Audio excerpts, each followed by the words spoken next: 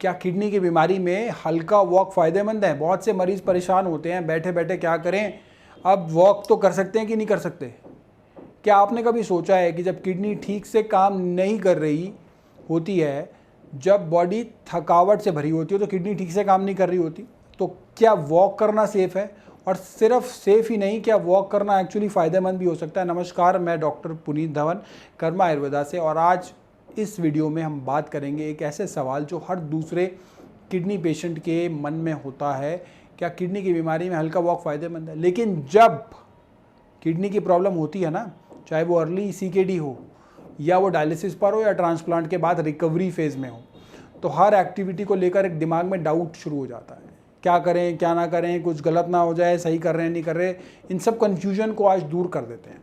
सबसे पहला एक सिंपल बात समझिए, फिजिकल एक्टिविटी, स्पेशली हल्की वॉक, एक थेरेपी का काम करती है, और किडनी पेशेंट के लिए तो यह एक इम्पॉर्टेंट हो जाती है, बहुत ज़्यादा इम्पॉर्टेंट है। जब आप हल्की वॉक करते हैं ना, तो 10 से 15 मिनट सुबह या शाम को हल्का सा गार्डन या फिर गली में चलना बहुत ज़रूरी है। अपने आसपास बाहर निकल जाइए, घर से जो भी आपके पास है, गार्डन है तो गार्डन में चली जाइए, नहीं तो वॉक कर लीजिए कहीं पर भी। तो आपके बॉडी का ब्लड सर्कुलेशन जो है वो इम्प्रूव होने लग जाता है, ब्लड प्रेशर जो है वो ठीक होने लग जाता है, कंट्रोल होने लग जाता है। और जैसे कि आप जानते हैं, किडनी डैमेज होने का हाई बीपी एक बहुत इंपॉर्टेंट रीज़न है। बीपी कंट्रोल करना बहुत ज़्यादा ज़रूरी है ना। तो वॉक से स्ट्रेस लेवल भी कम होता है। और आज के टाइम में जब हर पेशेंट अपनी रिपोर्ट्स, क्रेटिनिन लेवल को लेकर, जीएफआर की फिक्र में और इमोशनल स्ट्रेस को लेकर काफ़ी ज़्यादा चिंतित है, ऐसे में वॉक से मूड बेटर होता है और नींद इम्प्रूव होती है। पेशेंट खुश रहने की कोशिश करता है ऐसे वॉक करके, क्योंकि उसके गुड हार्मोन्स रिलीज होते हैं, तो वो खुश होने लगता है थोड़ा सा, और खुद को मेंटली एक्टिव भी फील करता है। लेकिन अब सवाल उठता है, क्या सभी किडनी पेशेंट वॉक कर सकते हैं? तो इसका जवाब है हाँ, लेकिन कुछ चीज़ें ध्यान में रख लीजिए। अगर आपको बहुत ज़्यादा वीकनेस है या हार्ट की कोई प्रॉब्लम है, तो आप डायलिसिस के बाद या फिर आप थकावट महसूस कर रहे हैं, प्रोटीन निकल जाता है ना डायलिसिस के बाद, उसके तुरंत बाद थकावट हो रही है, तो अपने डॉक्टर से बात कर लेना। नहीं तो अदरवाइज़ आप वॉक कर सकते हो। वॉक का मतलब मैराथन नहीं मैं कह रहा यहाँ पे कि आप रनिंग कर रहे हैं, बहुत तेज़ी दौड़ रहे हैं, ये सब नहीं करना। ये एक स्लो जेंटल मूवमेंट करनी है, बिना किसी प्रेशर के।